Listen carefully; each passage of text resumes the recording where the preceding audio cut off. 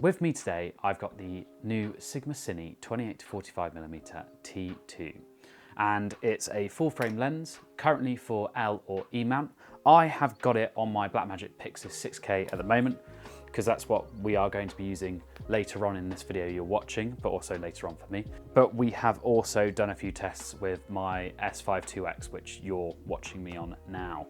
And that's mainly because this lens, unlike most cinema lenses, actually has autofocus built in, which means you can use the AF controls within your camera to allow you to not have to worry about pulling focus all the time, which is amazing. But obviously, being a cinema lens, it also has the 0.8 pitch gears to control everything. Now, the lens comes from its photo variant, which is the 28-45mm f1.8. Obviously, this is the 28-45mm T2. Now, a T-stop is basically just a scientific reading version of your aperture. So it's a bit more accurate to what it actually is and how much light specifically is hitting your sensor. However, normally it's equivalent to, say, f1.8 if it's at T2. But it just means that everything's more accurate if you're more into big numbers and trying to be very, very tactile and clinical with what you're capturing. Just gonna put this down, it's quite heavy. Now, the lens also has an internal filter thread of 82mm, so if you've got filters that you need to screw on, it has a screw thread there, but it also has an outer diameter of 95mm. I'm using my matte box, which is the Tilta Mirage one on it. Now, the outer focus ring, obviously I said you can obviously use it for manual focus, but also autofocus, and it does this by wire. So obviously when you flick that switch from AF to MF, it is giving you the feeling of doing manual focus, but it is still all by wire. There's no actual mechanical pieces involved. It does need an electronical connection through the lens in order to work.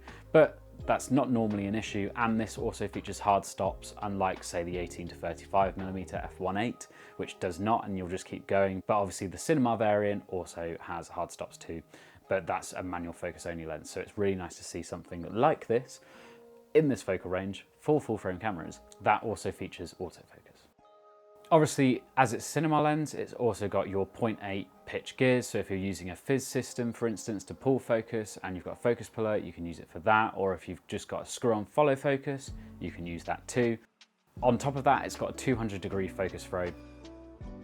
As for build quality, the lens is made out of metal, so it does have a little bit of weight to it, but it's robust and can clearly go through quite a lot, which is really nice to see. It's got a lot of quality put into it, which is lovely as well, as we all expect from these kinds of lenses. Along with that, it features two different switches. You've got one which is a locking switch for your aperture control, so whether or not you want to lock it and just change your aperture within your camera, or if you want to unlock it and be able to change it manually, say if you are using a fizz system, so a focus, iris and zoom control, then you can also set one up there using the pitch gears and everything as such.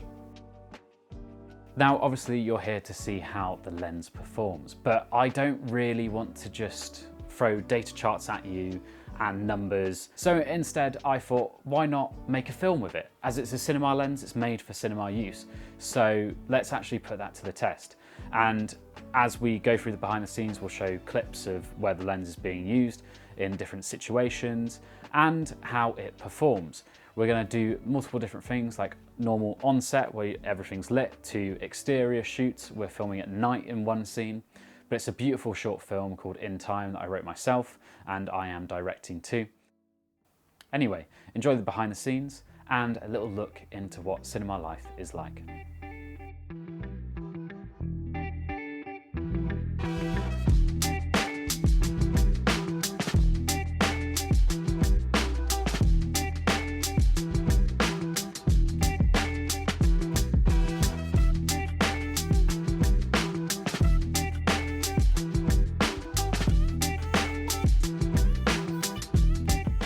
We're back from filming with the Sigma lens. We've done the first block of filming for this film, so only about 40% of it has been shot so far. We've got more to do in the new year. However, for this 40%, we predominantly just used the Sigma 28-45mm T2 Cine Lens. So all the stills you'll be seeing and little clips will be shot on the Sigma lens itself. And it was great to use. We had a lot of noticeable different things. I know that my DP Ollie really liked having the fact that although it's focused by wire within the lens when you focus. It actually feels really nice, and it's probably one of the nicest ones you could use for something that is technically fake, and it's just motors allowing the focus inside to throw. On top of that, we found that the close focus was really good. We've got a really good example where we've got some beer bottles all chinking, and we were able to get about 15 to 20 centimeters away from the lens itself. I'll throw up behind the scenes stills and also the clip.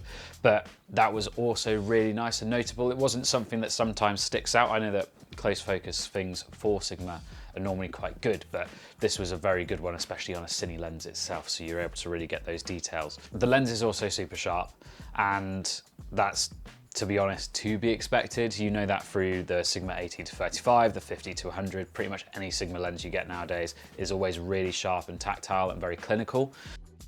It's great to see that this lens can work with pretty much any camera system nowadays, and that's really nice and comforting and shows kind of like the way it's going. Obviously, it being PL2 would be great, and having kind of like a manual option so you're not having to worry about electronics would be amazing. However, it's great to have something that is so adaptable and comes in a variety of different options for you depending on what camera system you use. So apart from that, I hope you've enjoyed this video, and I will see you in the next one.